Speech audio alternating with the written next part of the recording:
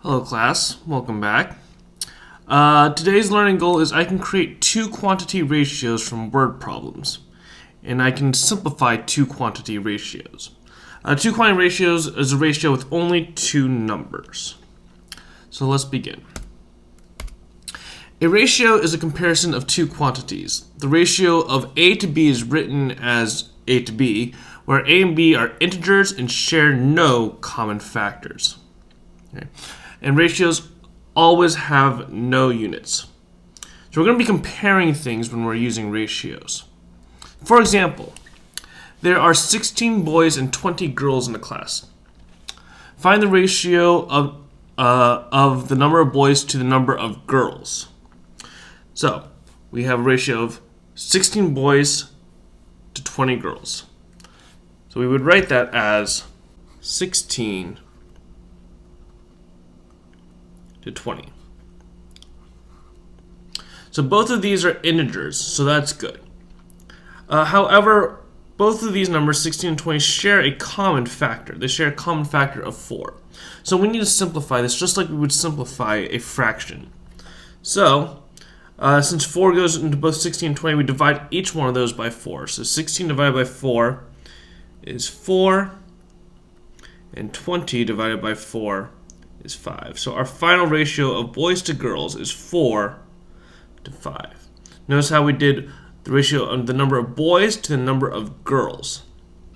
So we did 16 boys and 20 girls. Okay? And again, ratios have no units, so this is our final answer, 4 to 5. Let's try a different one.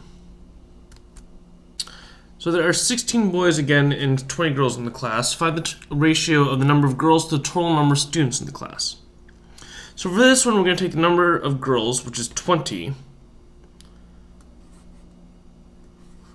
and then compare it to the total number of students in the class.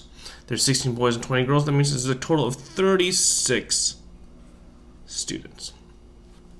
Now, again, both of these are integers, so that's a good thing. However, they both share a common factor. They both share, again, 4. So we're going to divide each one of these numbers by 4. We get 5 to 9. 5 and 9 don't share any common factors. Therefore, we are done. I want you guys to try this one out on your own. A bag consists of 25 green balls and 15 red balls. Find the ratio, that's to say ratio, of the number of red balls to the number of balls in the bag. Go ahead. What you guys should have found was that the ratio was 15 to 40, but that's the unsimplified version, because both of them have a common factor of 5. So divide each one by 5, we get a ratio of 3 to 8. Again, there are no units. Let's try a different one with a slightly different concept to it. The next one that we're going to try is express the ratio 1 to 1/3 in simplest form. So let's try that out. Now, this 1 is an integer. This 1/3 is not an integer.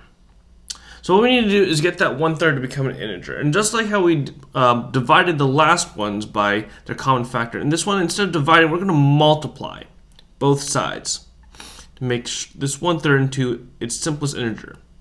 So we see this 3 at the bottom. That means we're going to multiply this 1/3 by 3. And if we do it to this number, we're going to have to also do it to this number to keep the ratio together. So 1 times 3 is 3. And 1/3 times 3, excuse me, again, 1 times 3 is 3, and 1/3 times 3 times 3, hey, we can do that, times 3 is simply 1. So our ratio is 3 to 1. Let's try another one of these. Here, we have a mixed fraction, 2 1/4 to 3 3/5.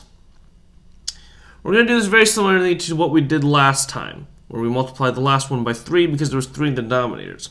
But first we're going to make this into an improper fraction. So 2 times 4 is 8 plus 1 is 9. So we're going to have 9/4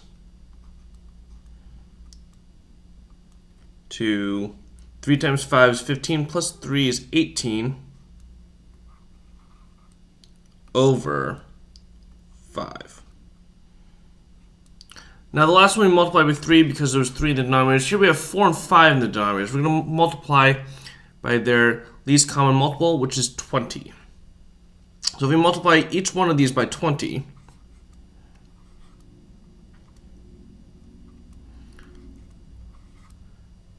these cancel out. This becomes a 5. This cancels out. This becomes a 4. So we have 5 times 9, which is 45. Then we have 4 times 18, which is 72. Now 45 and 72 are both integers, but they have a common factor of 9. So we're going to divide each one of these by 9. So we get 5 to 8. 5 and 8 have no common factors, so this is our final answer. So the last one that we're going to do is express the ratio 0.28 to 0.18 in simplest form. Now neither one of these are integers, so we're going to have to multiply each one of these by something to make them into integers.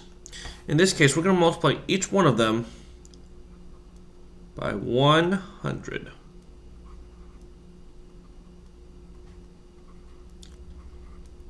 That way we can move the decimal over twice to get us the ratio of 28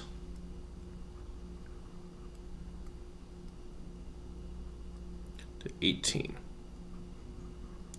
Now that we have them as integers, we need to see if they have a common factor, and they do. They have a common factor of 2. So we're going to divide each one of these by 2 to get 14 to 9. And since 14 and 9 don't have any common factors, this is our final answer. At this point, you can open up the Google summary form and get started on that.